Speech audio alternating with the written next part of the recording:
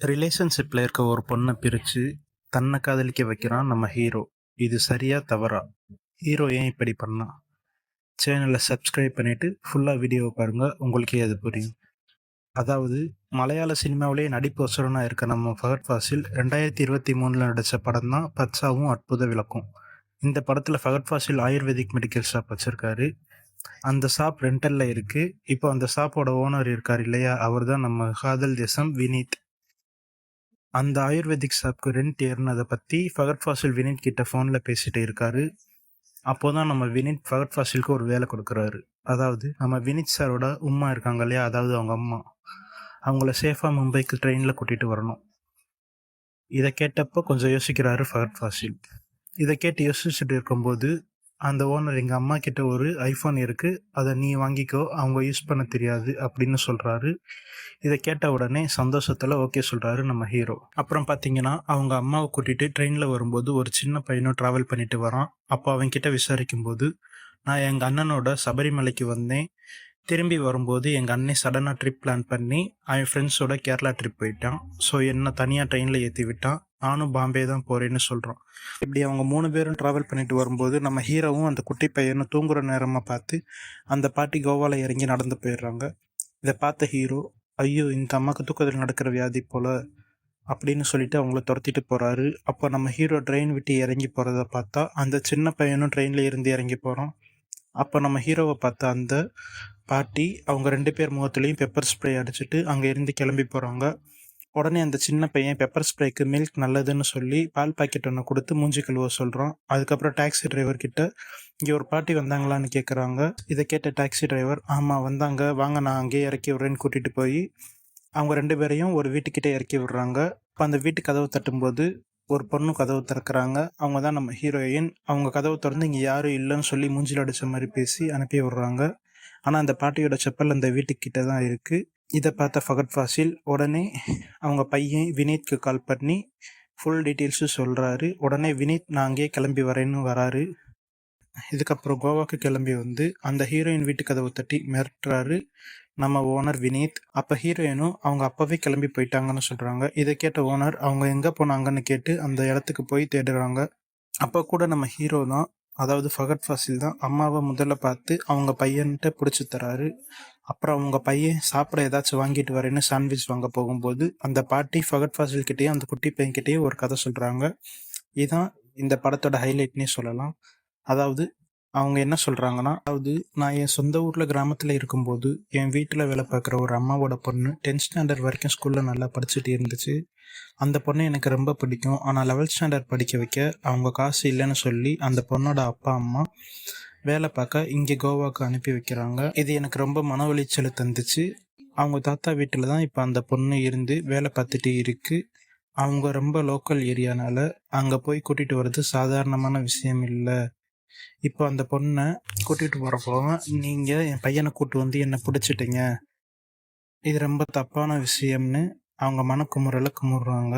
இப்போது அந்த பொண்ணை காப்பாற்றி நான் என் சொந்த ஊருக்கே போய் படிக்க வைக்க தான் ஆசைப்படுறேன். அந்த பொண்ணு இப்போ என்னை தேடி இங்கே வந்துட்டு இருக்குது. ஆனால் என் பையன் என்னை இங்கேருந்து கூட்டிகிட்டு போயிடுவான். நான் என் பையன்கிட்ட அந்த பொண்ணை பற்றி ஏற்கனவே சொல்லியிருக்கேன், ஆனால் அவன் இதை சரிப்பட்டு வர மாட்டான்னு சொல்லிட்டான்.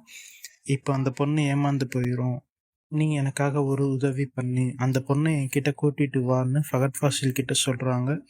அப்படி நீ என்கிட்ட கூட்டிகிட்டு வந்தேன்னா ஆயுர்வேதிக் மெடிக்கல் ஷாப் வச்சுருக்கேல, அது என் பேரில் தான் இருக்குது, அதை உன் பேருக்கு மாற்றி தரேன்னு சொல்கிறாங்க. இதை கேட்ட நம்ம ஹீரோ அடிச்சிச்சுடா ஜாக்பாட்னு சொல்லி உடனே ஓகே சொல்லிடுறாரு. அப்போ ஹீரோ அந்த பொண்ணை கூப்பிட போகிறாரு.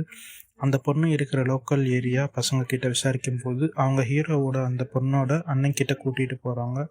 அவன் என்ன பண்ணுறான்னு பார்த்தீங்கன்னா, ஆளுங்களை வச்சு ஹீரோவை அடித்து அவன்கிட்ட இருக்கிற ஐஃபோனையும் பர்ஸையும் எடுத்துகிட்டு அவங்க கையையும் உடச்சி அனுப்பி விட்டுறாங்க. அப்போ தான் தங்க கூட இடம் இல்லாமல் நிற்கிறப்ப நம்ம ஹீரோவோட ஹீரோயின் இருக்காங்க இல்லையா, அதாவது கதவை திறந்தாங்க இல்லையா, அவங்கள பார்க்குறான் ஹீரோ. அவங்க கிட்ட நடந்ததெல்லாம் சொல்லும்போது அவங்க இவன் மேலே இறக்கப்படுறாங்க. சரி இவனை வீட்டுக்கு கூட்டிகிட்டு போனோம்னு முடிவு பண்ணுறாங்க. இதுக்காக ஹீரோயின் அவங்களோட லவ்வர் கிட்ட பெர்மிஷன் கேட்குறாங்க.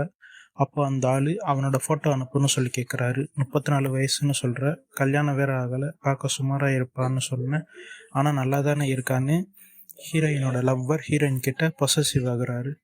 ஆனாலும் ஹீரோயின் சண்டை போட்டு ஹீரோவை அவங்க வீட்டுக்கு கூட்டிகிட்டு போகிறாங்க. அப்போ ஹீரோக்கும் ஹீரோயினுக்கும் நடக்கிற கொஞ்சம் கொஞ்சம் ஸ்பீச்சஸ் தான் இவங்க லவ்க்கு அச்சாரமாகவே இருக்குதுன்னு சொல்லலாம். இதுக்கப்புறம் மறுநாள் காலையில் ஹீரோயினோட லவ்வர் அவன் மேலே சந்தேகப்பட்டு அவங்க அம்மாவை கூட்டிட்டு அவங்க ஆஃபீஸ்க்கு பொண்ணு பார்க்க வர்றாரு.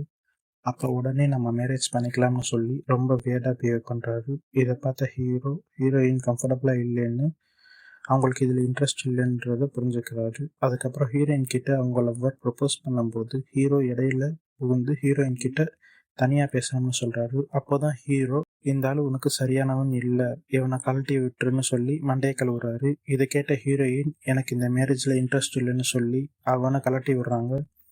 இப்போ தான் இவங்களோட ஃப்ரெண்ட்ஷிப் ஸ்ட்ராங் ஆகுது. இதுக்கப்புறம் ஹீரோ அந்த லோக்கல் கேங்கில் இருந்து ஒருத்தனை பிடிச்சி அடித்து ஐஃபோனை வாங்கிடுறாரு. ஆனாலும் இதை ஹீரோயின் கிட்ட இருந்து மறைக்கிறாரு.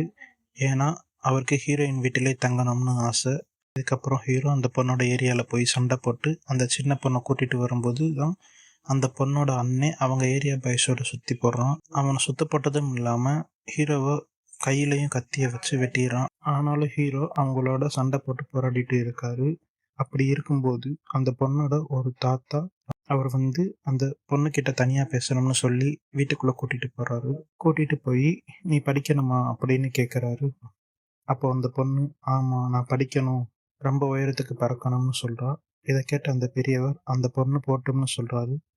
உடனே அங்கே இருந்தவங்க எல்லாரும் அந்த பெரியவருக்கு மரியாதை கொடுத்து அந்த பொண்ணை ஹீரோயினோட அனுப்பி வைக்கிறாங்க. இதுக்கிடையில் ஹீரோ பாக்கெட்டில் மறைச்சு வச்சிருந்த ஐஃபோன் ரிங் அடித்து ஹீரோயின் கிட்ட மாட்டிக்கிறாரு. இதை பார்த்த ஹீரோயின், ஃபோன் கிடச்சிருச்சு, என்கிட்ட ஏன் சொல்லலைன்னு நினச்சி சண்டை போடுறாங்க. அப்போ தான் ஹீரோ, உன்னை பிடிச்சிருக்குன்னு உன் கூட இருக்க ஆசைப்பட்டேன்னு உண்மையாக சொல்கிறாரு. இதுக்கப்புறம் ஹீரோ அந்த சின்ன பொண்ணை கூட்டிகிட்டு போய் அந்த பாட்டிக்கிட்ட சேர்க்குறாரு. அப்போ அந்த பாட்டியும் அவங்க பையன்கிட்ட, நீ இப்படிப்பட்டவன் இல்லை, நீ ரொம்ப நல்லவன்னு அவனோட சின்ன வயசு கதையை சொல்லி அவன் மனசை மாத்துறாங்க. அப்போ நான் உங்கள் அப்பா வாழ்ந்த வீட்டுக்கு போகிறேன், நீ என்னை தேடி வராதுன்னு அவங்க பையன்கிட்ட சொல்கிறாங்க. நான் அந்த பொண்ணை அங்கேருந்து படிக்க வைக்கிறேன்னு சொல்கிறாங்க. இதை கேட்ட வினீத் அழுதுகிட்டே ஓகே சொல்கிறாரு. இதுக்கப்புறம் நம்ம ஹீரோவும், எனக்கு அந்த மெடிக்கல் ஷாப் வேணாம், நான் ஒரு நல்ல விஷயத்துக்காக பண்ணேன்னு சொல்கிறாரு. இதுக்கப்புறம் கிளைமேக்ஸில் ஹீரோ அந்த ஹீரோயினை பார்க்க கோவா போகிறாரு. தயக்கத்தோட போகிறாரு. அப்போ தான் ஹீரோயின் கிட்டே இருந்து ஒரு மெசேஜ் வருது, ஐ மிஸ் யூன்னு. இதை பார்த்த ஹீரோ ஒரு புன்னகையை போடுறாரு. இதோட படம் முடிஞ்சது. இது ரொம்பவே ஃபீல் குட்டான ஒரு திருப்தியான படமாக இருக்கும். ப்ராமிஸாக சொல்லுவேன்.